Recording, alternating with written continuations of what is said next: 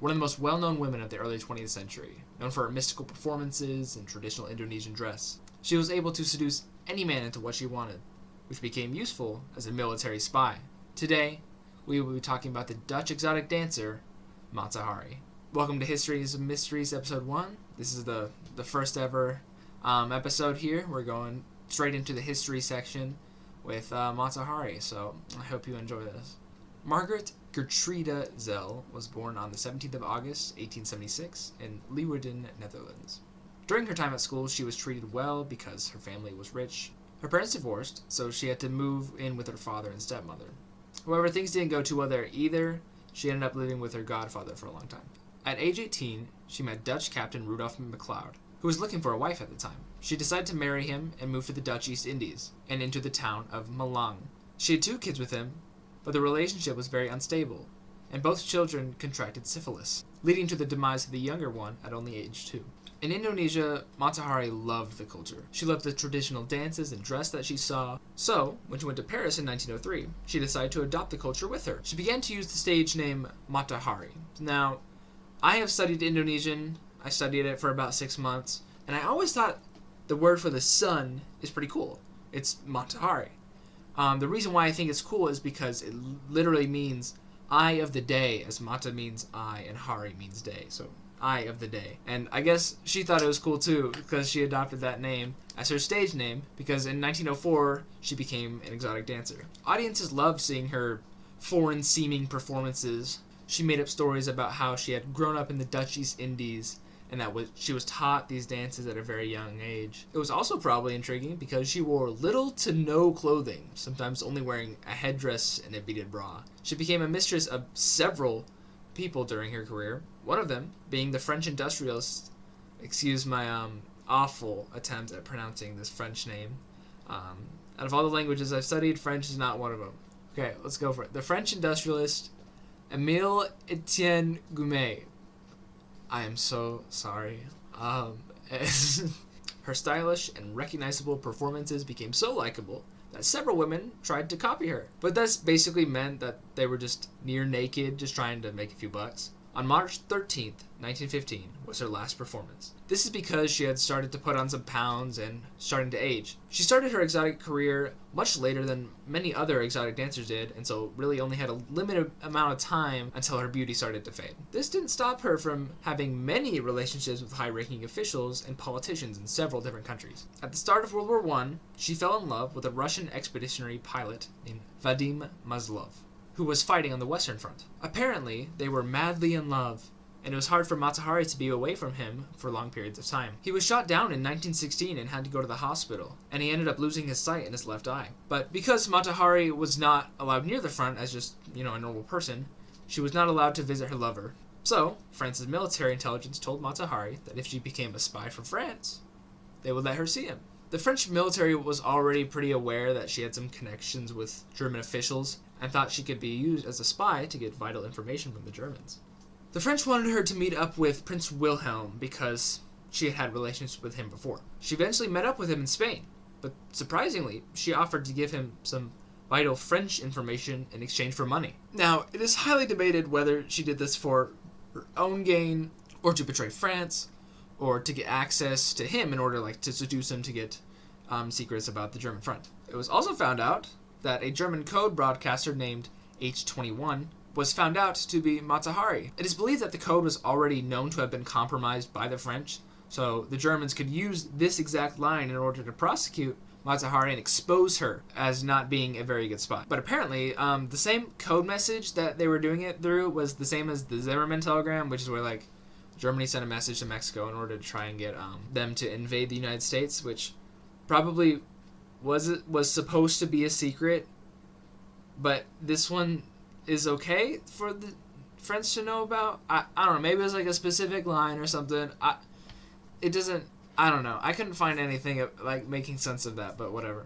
The Germans didn't really think she was all that good of a spy anyway, because apparently she didn't really know any vital information about the French.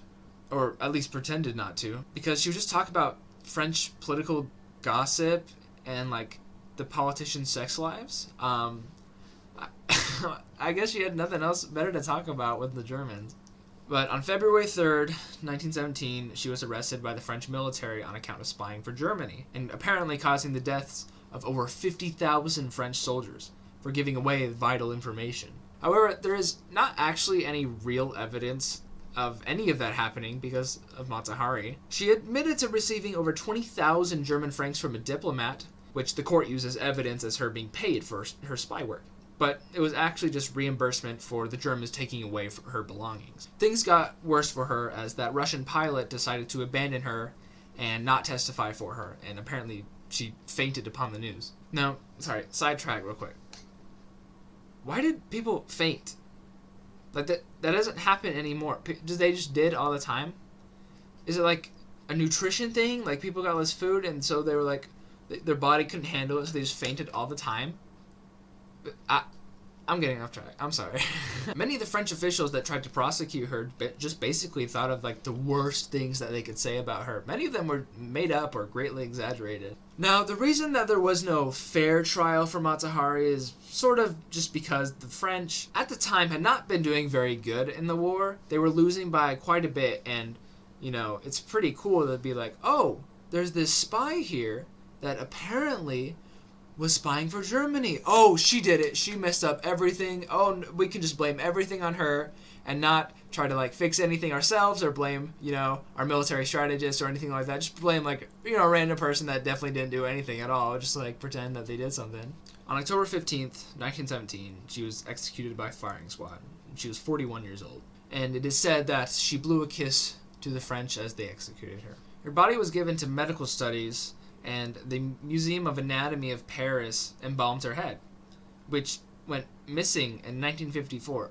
Why would anyone steal the head of Mata Hari? I don't know, but apparently it was also never found.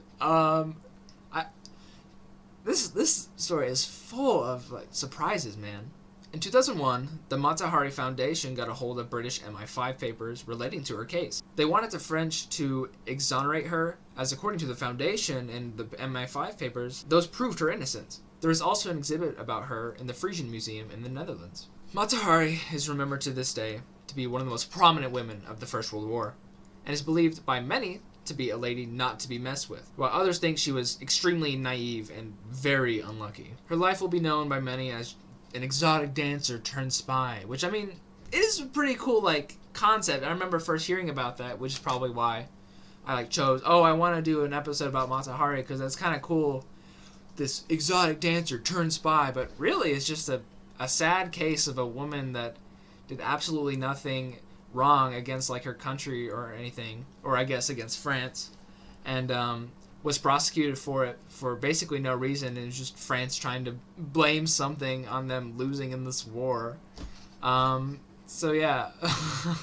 It kind of reminds me of the movie Paths of Glory, 1957, by Stanley Kubrick, starring Kirk Douglas. It's about these 3 French soldiers that are too afraid to go outside of the trenches, and so they're going to be prosecuted and be executed for like being cowards or something like that. Kirk Douglas, who is the military commander, wants to like fight for them and be like, no, they did something right. And it kind of reminds me of that, because in both cases there were people that were just kind of doing their jobs, maybe not very well, but they definitely should not have been killed for it, or definitely should not have been blamed for their misdoings. So I hope you liked this episode. If it was lame, it's the first one. Of course it's going to be bad. If I didn't do a lot of like, I don't know, if I didn't feel super energized, I'm sorry. I'm not a super energetic person. I'm sure that will change later. It's also kind of late. I'm a little bit tired, but whatever. I just wanted to get this recording done so I can edit it and hopefully have it up by Sunday. Thank you so much for watching this, and I don't know when episode 2 is going to come out. I don't know quite yet what it's going to be. I know it's going to be a mystery. I know that for sure, but I don't know what the episode is going to be yet. But if you have anything to say, go ahead and just leave it in the comments. If you thought this was awful, leave it in the comments, whatever. So, I guess stay tuned for the next episode, and we'll see you later.